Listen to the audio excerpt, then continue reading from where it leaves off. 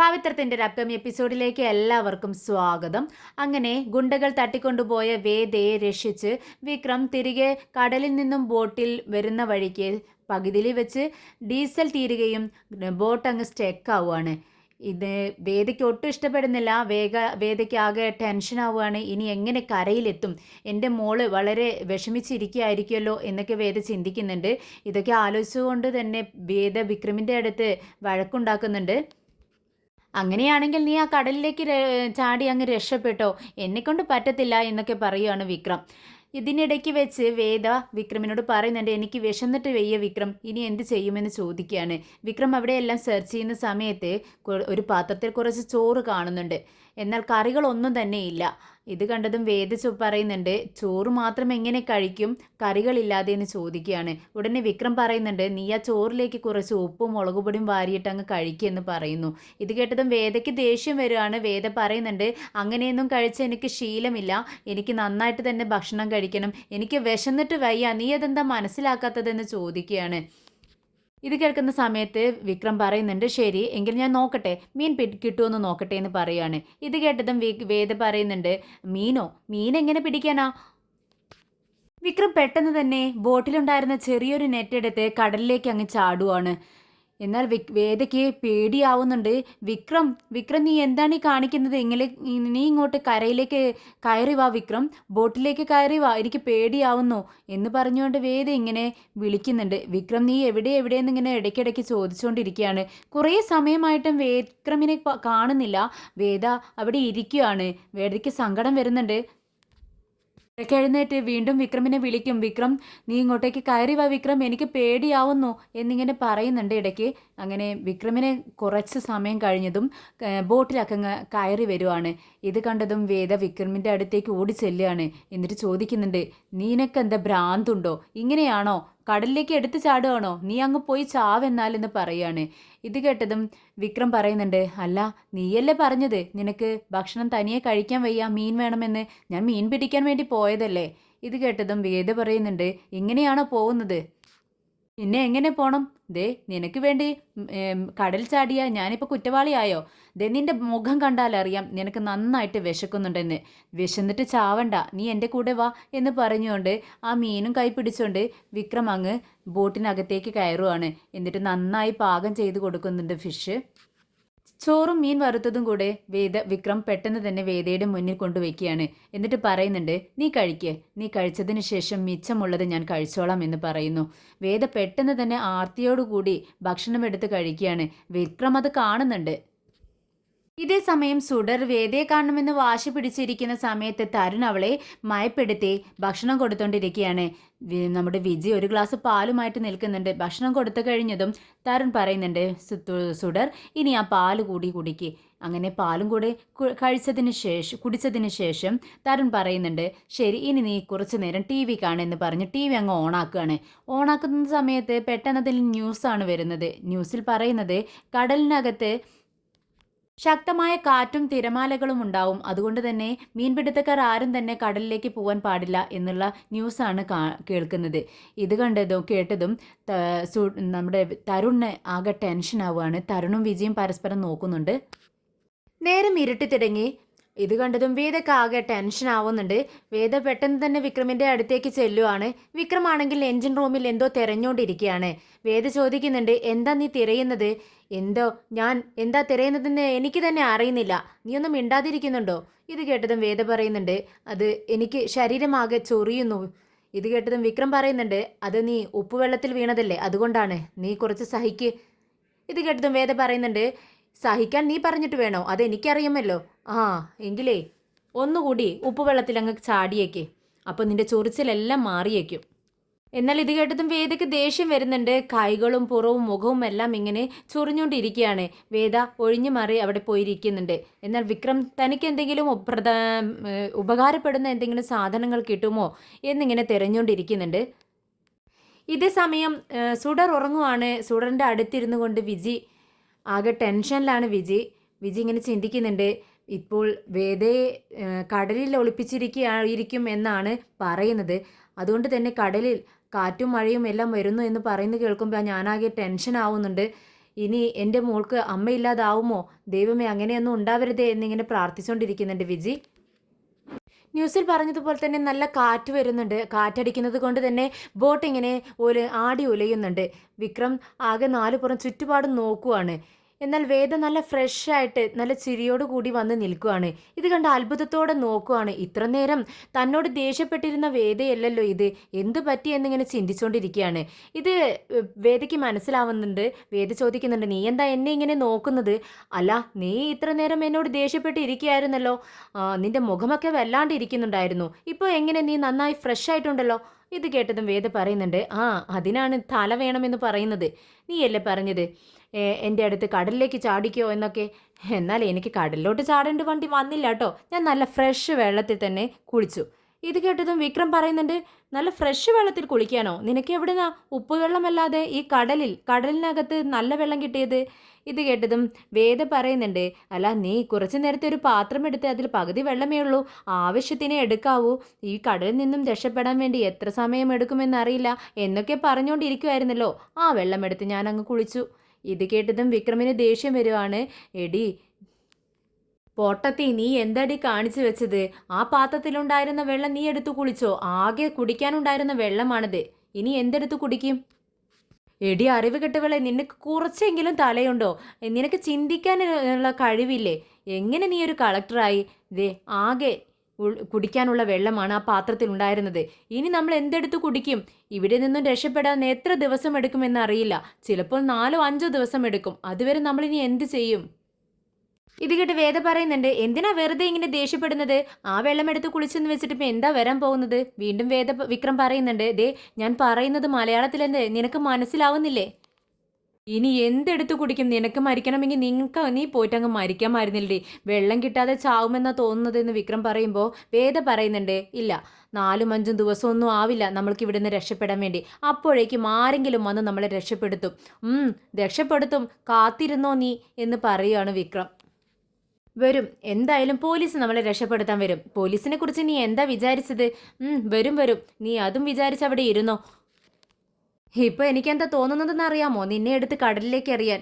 ഇത് കേട്ടതും വേദ അവനെ തുറിച്ചു നോക്കുവാണ്. വിക്രം ചോദിക്കുന്നുണ്ട്, നീ അപകടത്തിൽപ്പെട്ടപ്പോൾ നിന്നെ രക്ഷിച്ചതാരാ? ഈ ഞാനല്ലേ? ഇതിങ്ങനെ എപ്പോഴും പറഞ്ഞുകൊണ്ടിരിക്കണ്ട, അതത്ര വലിയ കാര്യമൊന്നുമല്ല. പിന്നെ നീ എന്തിനാ എന്നെ ഇങ്ങനെ വഴക്ക് പറയുന്നത്? എൻ്റെ ശരീരം ചൊറിഞ്ഞപ്പോൾ ഞാൻ കുറച്ച് വെള്ളം എടുത്ത് കുളിച്ചു. അത് നിനക്ക് ഇഷ്ടപ്പെട്ടില്ലെങ്കിൽ നീ അങ്ങ് മാറി നിന്ന് കടലിലേക്ക് നോക്കി വഴക്ക് പറ, അല്ലാതെ എന്നെ നോക്കിയല്ല പറയേണ്ടതെന്ന് പറഞ്ഞ് വേദ ബോട്ടിനകത്തേക്ക് അങ്ങ് പോവുകയാണ്.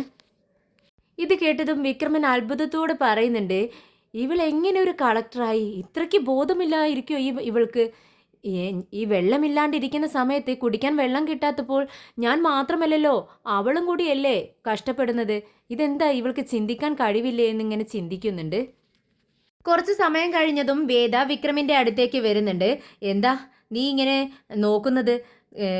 ശ്രദ്ധിച്ച് നിൽക്കണം, അങ്ങോട്ട് അടുത്തേക്ക് നിൽക്കല്ലേ, കുറച്ച് ഇപ്പുറത്തേക്ക് മാറി നിൽക്കെന്ന് പറയുകയാണ്. എന്നാൽ വേദ പറയുന്നുണ്ട്, എനിക്ക് ഉറക്കം വരുന്നു. ഉറങ്ങിക്കോ.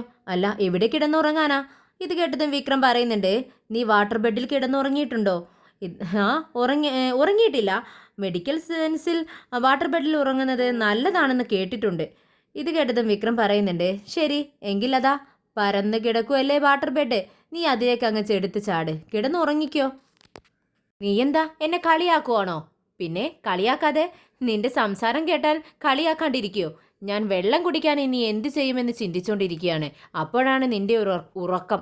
ഉറങ്ങിയില്ലെങ്കിലും ഒന്നും സംഭവിക്കില്ല. അല്ലേ, നീ എവിടെയെങ്കിലുമൊക്കെ കിടന്ന് ഉറങ്ങ്. ഇത് കേട്ടതും വേദ ചോദിക്കുന്നുണ്ട്, അല്ല എനിക്ക് നന്നായി തണുക്കുന്നുണ്ട്. അതിന് എനിക്കും തണുക്കുന്നുണ്ട്. ഇത് കേട്ടതും വേദ കൈകൂപ്പിക്കൊണ്ട് പറയുന്നുണ്ട്, ശരി ഒന്നും ഞാൻ ചോദിച്ചില്ല, ചോദിച്ച് എന്നെ വേണം തല്ലാൻ എന്നും പറഞ്ഞുകൊണ്ട് അങ്ങ് അകത്തേക്ക് പോകുന്നുണ്ട്. ഇതേ സമയം സുഡർമോള് ഉറക്കത്തിൽ സിംബ എൻ്റെ അമ്മ എവിടെ, എൻ്റെ വേദ എവിടെ എന്നൊക്കെ ഇങ്ങനെ ചോദിക്കുകയാണ്. വിജി പെട്ടെന്ന് മോളുടെ അടുത്തേക്ക് ഓടി ചെല്ലുന്നുണ്ട്, മോളെ സമാധാനിപ്പിക്കുന്നുണ്ട്. ഭയപ്പെടേണ്ട, ഞങ്ങൾ നിൻ്റെ അടുത്ത് തന്നെയുണ്ട്, മോള് ഉറങ്ങിക്കോ എന്ന് പറഞ്ഞ് അവളുടെ കയ്യിൽ അങ്ങനെ തട്ടി കൊടുക്കുവാണ്. തരുൺ അടുത്ത് തന്നെയുണ്ട്. അപ്പോഴാണ് മോൾക്ക് നന്നായി പനിക്കുന്ന ഇത് വിജിക്ക് അനുഭവപ്പെടുന്നത്. പെട്ടെന്ന് തരുണിനോട് പറയുന്നുണ്ട്, തരുൺ മോൾക്ക് നന്നായി ടെമ്പറേച്ചർ ഉണ്ട്, എനിക്കാകെ പേടിയാവും പേടിയാവുന്നു, മേള് എന്തൊക്കെയോ വിളിച്ച് പറയുന്നുണ്ടല്ലോ എന്ന് പറയുമ്പോൾ തരുൺ പറയുന്നുണ്ട്, വിജി നീ പേടിക്കാണ്ടേ ഇരിക്കേ, ഇങ്ങനെ ടെൻഷൻ അടിച്ചാൽ എന്ത് ചെയ്യും, നീ ചെന്ന് നല്ല തണുത്ത വെള്ളവും ഒരു തുണി എടുത്തുകൊണ്ട് വാ എന്ന് പറയുകയാണ്. എന്നിട്ട് തുണി നനച്ച് മോളുടെ നെറ്റിയിലിട്ട് കൊടുക്കുന്നുണ്ട്. ടെമ്പറേച്ചർ നോക്കുന്ന സമയത്ത് നല്ല ടെമ്പറേച്ചർ ഉണ്ട് മോൾക്ക്. അങ്ങനെ രണ്ടുപേരും ഇടവും വലവുമായി മോളുടെ അടുത്ത് തന്നെ ഇരിക്കുകയാണ്. നേരം വെളുത്തതും വിക്രം പുറത്തു വന്ന് അങ്ങനെ ബോട്ടിന് പുറത്തിരിക്കുകയാണ്. എന്നാൽ വേദ എഴുന്നേറ്റ് വിക്രമിൻ്റെ അടുത്തേക്ക് വരുന്നുണ്ട്. എന്നിട്ട് എനിക്ക് വിശക്കുന്നു എന്ന് പറയുകയാണ്. അപ്പോൾ വിക്രം പറയുന്നുണ്ട്, നീ എവിടെ ഇരിക്കുക, ഞാനിതാ വരുന്നു എന്ന് പറഞ്ഞുകൊണ്ട് ബോട്ടിൻ്റെ മെഷീൻ്റെ അകത്തേക്ക് ചെല്ലുവാണ്. അവിടെ ഇരിക്കുന്ന പാത്രം എടുത്തുകൊണ്ട് ദേഷ്യത്തോട് വേദയുടെ അടുത്തേക്ക് വരുവാണ്. നീ എന്താണ് ചെയ്തു വെച്ചിരിക്കുന്നത്, നിനക്കെന്താ ബോധമില്ലേ വേദ എന്ന് ചോദിക്കുകയാണ്. എന്താ, ഞാനൊന്നും ചെയ്തില്ലല്ലോ, പിന്നെ ഇതെന്താ ഇത്, നീ പാത്രം മൂടി വെച്ചിട്ടുണ്ടായിരുന്നില്ലേ, ആകെയുള്ള ഭക്ഷണ, ഇന്നലെ നീ ഇത് അടച്ചു വെച്ചില്ലേ എന്ന് ചോദിക്കുകയാണ്. ഇത് കേട്ടതും വേദ പറയുന്നുണ്ട്, അയ്യോ സോറി, ഞാൻ അത് മറന്നുപോയി എന്ന് പറയുകയാണ്. വിക്രം അതിനകത്തേക്ക് നോക്കുന്ന സമയത്ത് പാത്രത്തിനകത്ത് ചോറിൽ ഒരു പാറ്റ വീണ് കിടക്കുന്നതായിരുന്നു കണ്ടത്. വിക്രമിന് ദേഷ്യം വരുവാണ്.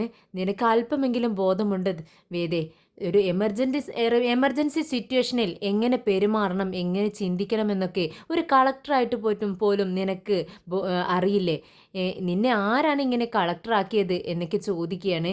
എന്തായാലും ഇനി പട്ടിണി കിടക്കാം, ഈ ഭക്ഷണം നീ തന്നെ കഴിച്ചോ എന്ന് പറഞ്ഞുകൊണ്ട് ആ ചോറിനുള്ള ഇരിക്കുന്ന പാത്രം വേദയുടെ കൈകളിലേക്ക് വെച്ച് കൊടുത്ത് വിക്രം ദേഷ്യപ്പെട്ട് അങ്ങ് പോവുകയാണ്. പെട്ടെന്ന് കടലിലേക്ക് എടുത്ത് ചാടാൻ വേണ്ടി നോക്കുകയാണ്. വേദ ഓടി ചെല്ലുന്നുണ്ട്. വിക്രം നീ എന്താണ് ഈ ചെയ്യുന്നതെന്ന് ചോദിക്കുകയാണ്. ഉടനെ വിക്രം പറയുന്നുണ്ട്, അത് ഇന്നലെ ഞാൻ എന്താ ചെയ്തത് അതുപോലെ തന്നെ. അതുപോലെ നീ കടലിലേക്ക് എടുത്തു ചാടാൻ പോവാണോ? അതെ, അല്ലാതെ എന്ത് കഴിക്കുമെന്നാ നീ വിചാരിക്കുന്നത്? ഇന്നലെ മീൻ പിടിച്ച് നമ്മൾ കഴിച്ചില്ലേ, അതുപോലെ ഇന്നത്തെ ഭക്ഷണം ഇനി മീൻ തന്നെ ആവട്ടെ, ഞാൻ പിടിച്ചോണ്ട് വരാമെന്ന് പറയുന്നു. ഇത് കേട്ടതും വേദ പറയുന്നുണ്ട്, അതെ, നീ കടലിലേക്ക് എടുത്ത് ചാടി പോകുന്ന സമയത്ത് എനിക്ക് ഭയം തോന്നുവാണ്, എനിക്ക് പേടിയാകുന്നു വിക്രം, തനിയെ ഇവിടെ ഇരിക്കാൻ എനിക്ക് കഴിയില്ല.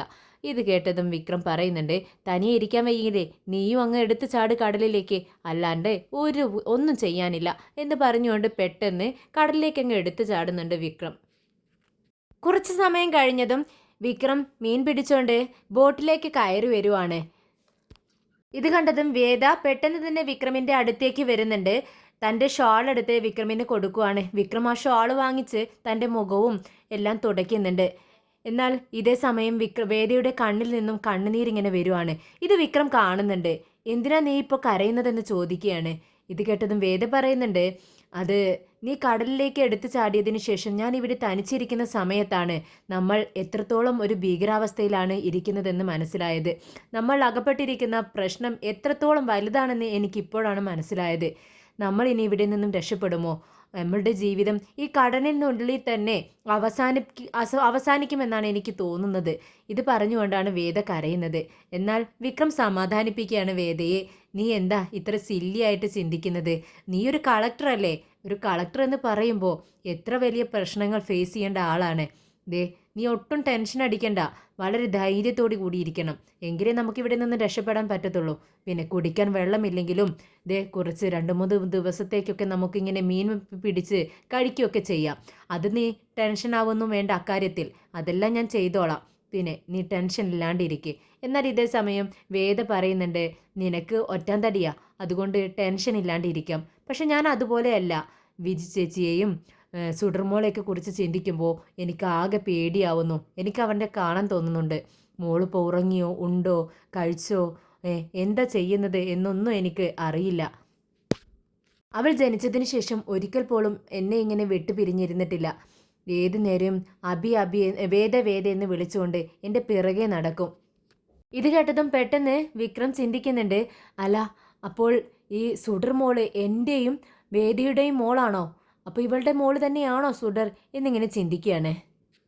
രാവിലെ എഴുന്നേറ്റതും മോൾക്ക് എന്നെ കാണണം, ഇല്ലെങ്കിൽ അവൾക്ക് ഭയങ്കര വിഷമമാണ്. എന്നെ കാണിച്ചിട്ട് അവൾ കരയുന്നുണ്ടാവും. അത് ആലോചിക്കുമ്പോഴാണ് എനിക്ക് വിഷമം തോന്നുന്നത്. നമ്മൾ അകത്ത് അകപ്പെട്ടിട്ട് 48 മണിക്കൂറായി. ഇനി ഒരു പക്ഷേ നമുക്ക് രക്ഷപ്പെടാൻ കഴിയാതെ നമ്മൾ ഇവിടെ തന്നെ ആയിപ്പോയാൽ എന്തു ചെയ്യും? ഇത് കേട്ടതും വിക്രം പറയുന്നുണ്ട്, അതിനെന്താ, വിജയമ്മ ഉണ്ടല്ലോ അവളോടൊപ്പം. അവൾ വിജയമ്മ മോളെ നോക്കത്തില്ലേ? ഇത് കേട്ടതും വേദ പറയുന്നുണ്ട്, ഞാൻ നോക്കുന്നത് പോലെയാവോ വിജയമ്മ നോക്കിയാൽ? എനിക്കുള്ള സ്നേഹം പോലെ മറ്റാർക്കെങ്കിലും മോളോട് ഉണ്ടായിരിക്കുമോ? ഉടനെ വിക്രം ചോദിക്കുന്നുണ്ട്. അപ്പോൾ സുഡർ വിജയമ്മയുടെ മോളല്ലേ? അത് നിന്റെ മോളാണോ? ഈ ചോദ്യം കേട്ടതും വേദ പെട്ടെന്ന് ഞെട്ടുന്നുണ്ട്. ഇതൊന്നും ചിന്തിക്കാതെയാണ് വേദ മോളെക്കുറിച്ച് സംസാരിച്ചുകൊണ്ടിരുന്നത്. വിക്രം ഒരിക്കലും അറിയരുത് എന്ന് പറയുന്ന താൻ ചിന്തിക്കുന്ന കാര്യങ്ങളാണ് താൻ പോലും അറിയാതെ തുറന്നു പറഞ്ഞുകൊണ്ടിരിക്കുന്നത് വേദ. പെട്ടെന്ന് വളരെ ബോൾഡോട് കൂടി നിൽക്കുകയാണ് വേദ. ഓഹോ, അപ്പോൾ ഇവൻ ചുളിവിലെ ഈ സിറ്റുവേഷൻ മുതലാക്കി മോൾ ആരുടെ കുഞ്ഞാണെന്ന് അറിയാനുള്ള ഐഡിയ ആണ്. എന്തായാലും വിട്ടുകൊടുക്കാൻ പറ്റത്തില്ല എന്നിങ്ങനെ ചിന്തിക്കുകയാണ് വേദ. പെട്ടെന്ന് വിക്രം വീണ്ടും ചോദിക്കുകയാണ്, മോള് ആരുടെ കുഞ്ഞാണ്, നിന്റെയോ അതോ വിജിയമ്മയുടേതോ? ഇത് കേട്ടതും വേദ ചോദിക്കുന്നുണ്ട്, അതെ, അത് നിനക്കറിയണമെന്ന് എന്താണ് ഇത്ര വാശി? എനിക്ക് പറയാൻ മനസ്സില്ല.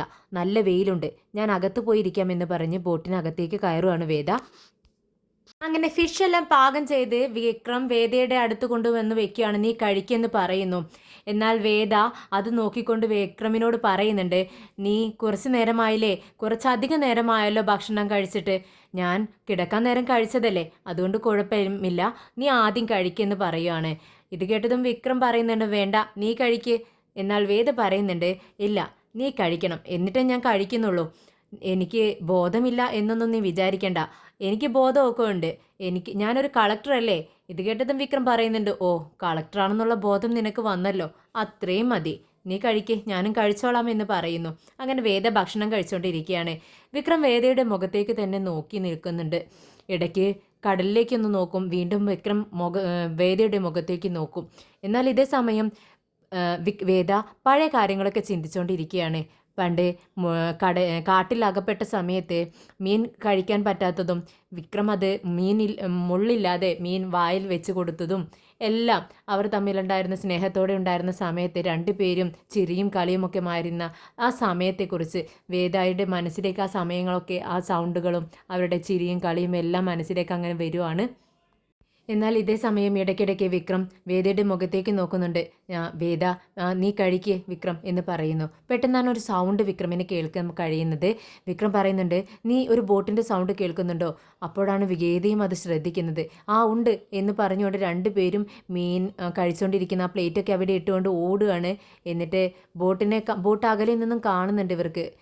ഇവർ അലറി വിളിക്കുന്നുണ്ട്, ഹെൽപ്പ് ഹെൽപ്പ് എന്ന് പറഞ്ഞിട്ട് അലറി വിളിക്കുകയാണ് രണ്ടുപേരും. വിക്രം ഒരു പന്തമൊക്കെ കത്തിച്ചുകൊണ്ടാണ് വിളിക്കുന്നത്. പക്ഷേ ആരും തന്നെ അത് കേൾക്കുന്നില്ല. ബോട്ട് അവരിൽ നിന്നും അകന്നങ്ങ് പോകുന്നുണ്ട്.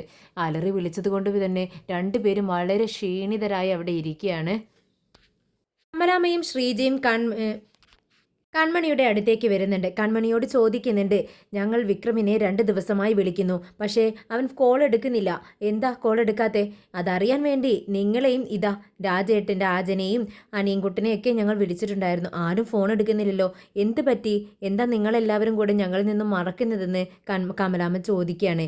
ഇത് കേട്ടതും രാജേട്ടൻ പറയുന്നുണ്ട്, അത് എങ്ങനെയാണ് ഇപ്പോൾ നിങ്ങളോട് പറയുന്നത്? എന്തായാലും പറ, എൻ്റെ വിക്രമിന് എന്ത് സംഭവിച്ചു എന്ന് കമലാമ്മ ചോദിക്കുകയാണ്. ഉടനെ കൺമണി പഴയ കാര്യങ്ങളൊക്കെ പറഞ്ഞു കൊടുക്കുകയാണ് വിശദമായി തന്നെ. ഒരു കോള് വിക്രമിന് വന്നതും വേദയെ ആരോ തട്ടിക്കൊണ്ടുപോയി എന്ന് പറഞ്ഞതും ഉടൻ തന്നെ വിക്രം ഞാൻ അവളെ രക്ഷപ്പെടുത്തും എന്ന് ഉറച്ച് പറഞ്ഞുകൊണ്ട് അവിടെ വീട്ടിൽ നിന്നും ഇറങ്ങിപ്പോയ വിവരം എല്ലാം കൺമണി പറയുവാണ്. ഉടനെ തന്നെ കമലാമ്മ പറയുന്നുണ്ട്, എൻ്റെ മോൻ എവിടെയാണെന്ന് നിങ്ങൾക്കറിയോ?